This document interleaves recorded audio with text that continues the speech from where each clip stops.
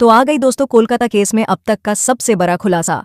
और वह खुलासा ये है कि वह सच सामने आ चुका है। वह वजह पता चल चुकी है कि आखिरकार उस डॉक्टर के साथ क्रूरता करने की वजह क्या थी।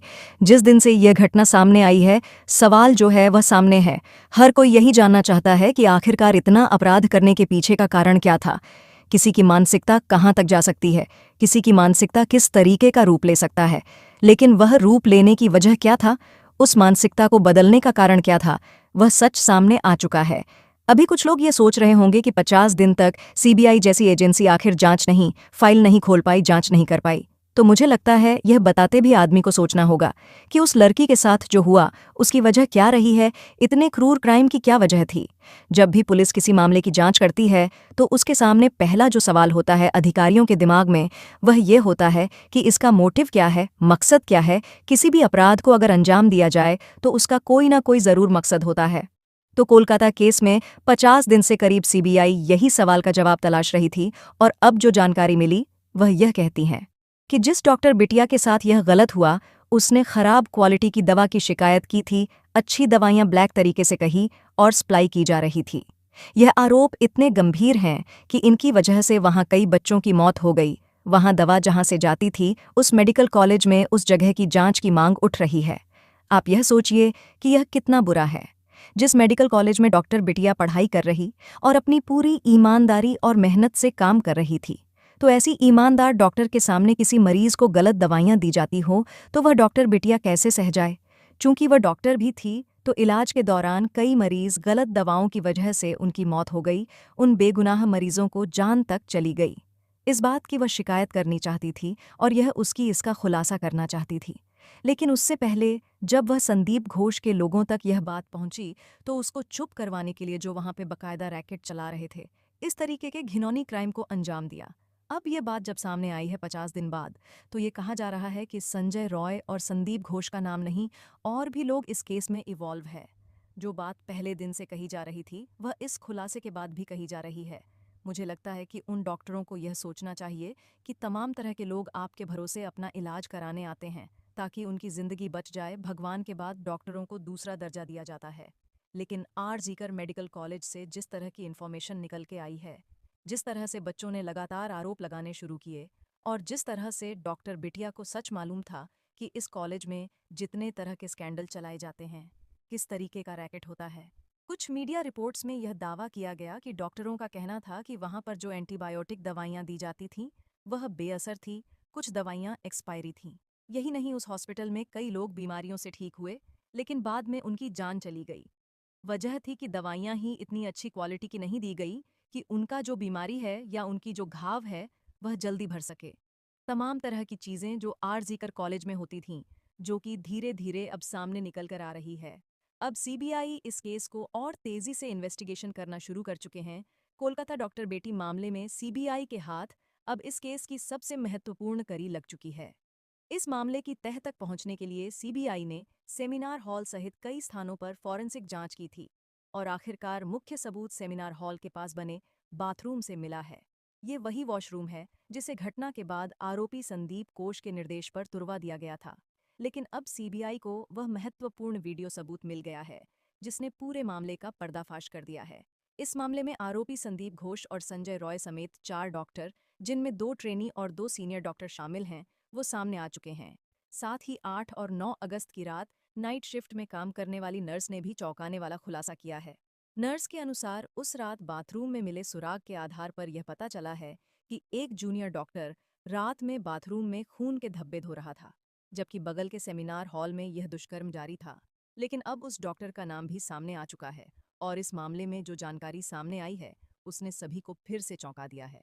अब तक केवल पुरुष आरोपियों की बात हो रही थी और उनके खिलाफ सबूतों के आधार पर अनुमान लगाया जा रहा था। लेकिन अब इस मामले में एक महिला आरोपी का नाम भी उजागर हुआ है। डॉक्टर बेटी की दोस्त और उस कॉलेज की ट्रेनी डॉक्टर बताई जा रही है। इसके सामने आने के बाद मामला अब पूरी तरह साफ हो गया है कि उस रात वास्तव में क्या हुआ था।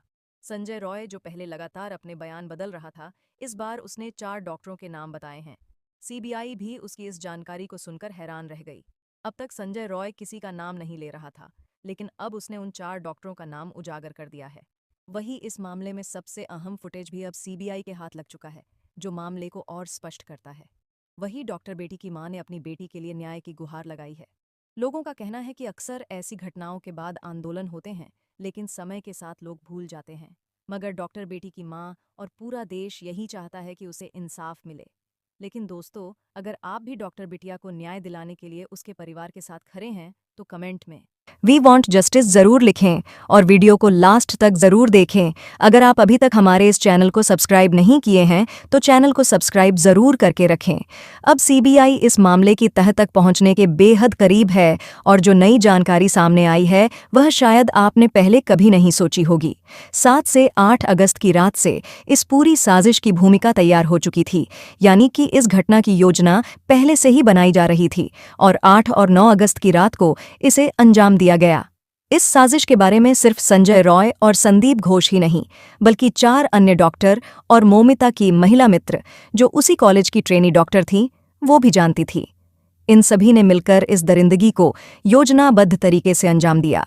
अब जो नई जानकारी सामने आई है, उसे बताने से पहले यह समझना जरूरी है कि इस केस के हर पहलू को ध्यान से समझा जाए। यह घटना 8 और 9 अगस्त की शाम लगभग 8 बजे से शुरू होती है। ट्रेनिंग हॉल यानी सेमिनार हॉल से ही पूरी घटना की शुरुआत होती है, जहां डॉक्टर बिटिया अपनी महिला दोस्त और कुछ अन्य ट्रेनी दोस्तों के साथ बैठकर खाना खा रही थी। पहले इस मामले में एक महिला डॉक्टर का नाम सामने नहीं आया था, लेकिन अब उसकी पहचान हो चुकी है। जानकारी के अनुसार जब मौमिता अपने दोस्तों के साथ बैठी थी, उस वक्त वह हमेशा की तरह अपनी मां से भी बात कर रही थी।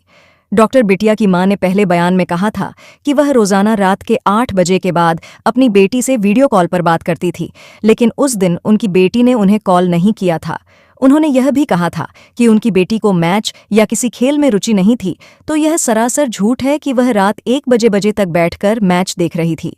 अब नई जानकारी सामने आई है कि जब डॉक्टर बिटिया उस दिन खाना खा रही थी, तो उसके भोजन में नींद की दवाई मिला दी गई थी ताकि उसे गहरी नींद आ जाए। और वैसा ही हुआ, मौमिता गहरी नींद में चली गई और कहीं जाने की स्थिति में नहीं रही। इसीलिए वह सेमिनार हॉल में ही सो गई। जब वह सो गई तो वहां मौजूद ट्रेनी डॉक्टर, जिन्होंने बाद में अपने बयान में बताया, स्लीप रूम में चले गए। पर गौर करने वाली बात यह है कि अगर यह पूरी साजिश पहले से तय न हुई होती, तो क्या उसके दोस्त उसे एक बार जगाने की कोशिश नहीं करते? क्यों उन्होंने उसे उसके कमरे तक नहीं पहुंचाया? लेकिन ऐसा नहीं किया गया और देर रात इस वारदात को अंजाम दिया गया। अब जो जानकारी सामने आई है वह चौंकाने वाली है। उस रात ड्यूटी पर तैनात नर्स ने लगभग 11 बजे एक ट्रेनी डॉक्टर को बाथरूम की तरफ जाते हुए देखा। जब नर्स ने उनसे पूछा कि आप सेमिनार हॉल का वॉशरूम क्यों इस्तेमाल कर रहे हैं, तो डॉक्टर ने जवाब दिया कि कमरे 121 के मरीज की सर्जरी के दौरान खून के छींटे उस पर पड़ गए थे और वह खून के धब्बों को धोने के लिए नहा रहा है। उस समय नर्स वहीं मौजूद थी और उसने यह सब देखा। अब उस नर्स के बयान ने इस मामले को और भी चौंकाने वाला मोड़ दे दिया है। नर्स का कहना है कि उसने जिस ट्रेनी डॉक्टर को देखा था वह उसे पहचानती नहीं थी और इससे पहले कभी उस व्यक्ति को आरजी कर मेडिकल कॉलेज में नहीं देखा था। इसका मतलब यह है कि जिसे ट्रेनी डॉक्टर बताया जा रहा है, वास्तव में उसका इस कॉलेज से कोई संबंध नहीं था। यह साफ इशारा करता है कि उस रात कुछ बाहरी लोगों को बुलाकर इस घिनौनी वारदात को अंजाम दिया गया। इसके अलावा यह भी सामने आया कि उस बाथरूम का इस्तेमाल कर उस व्यक्ति ने कई खून के धब्बों और छींट को धोया था। इस खुलासे के बाद संदीप घोष ने बाथरूम को तुड़वाने का आदेश दिया ताकि सबूतों को मिटाया जा सके। फोटो में टूटी हुई दीवारें साफ दिखाती हैं कि बाथरूम को पूरी तरह नष्ट करने की कोशिश की गई, जिससे यह स्पष्ट है कि सबूतों को मिटाने के लिए यह सब किया गया था। अब बड़ा सवाल यह उठता है कि क्या संदीप घोष अकेले ही इस पूरी साजिश को अंजाम दे सकता था? यह नामुमकिन लगता है, क्योंकि पहले तो इस जघन्य अपराध को अंजाम दिया गया और फिर सबूत मिटाने की कोशिश की गई। यह सब अकेले करना संभव नहीं दिखता, जिससे यह साफ है कि इस पूरे मामले में और भी लोग शामिल थे।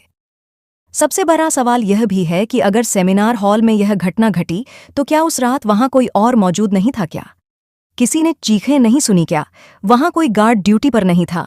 अगर यह सब पहले से योजनाबद्ध नहीं था, तो उस रात उस फ्लोर पर तैनात गार्ड को छुट्टी क्यों दी गई? उसे जानबूझकर छुट्टी पर भेजा गया ताकि उस जगह पर कोई निगरानी न हो सके।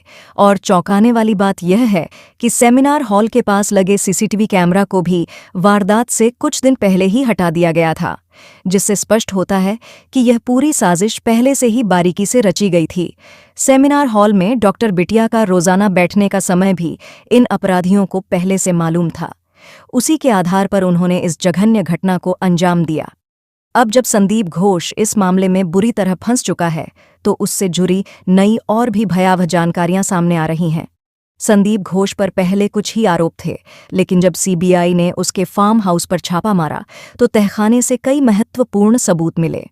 इनमें 2000 से अधिक सीडी मेमोरी कार्ड और महंगे कैमरों से बनाए गए अश्लील वीडियो शामिल है। इसके अलावा महिला ट्रेनी डॉक्टरों के साथ अश्लील हरकतें, दुर्व्यवहार और शोषण जैसी बातें भी उजागर हुई हैं।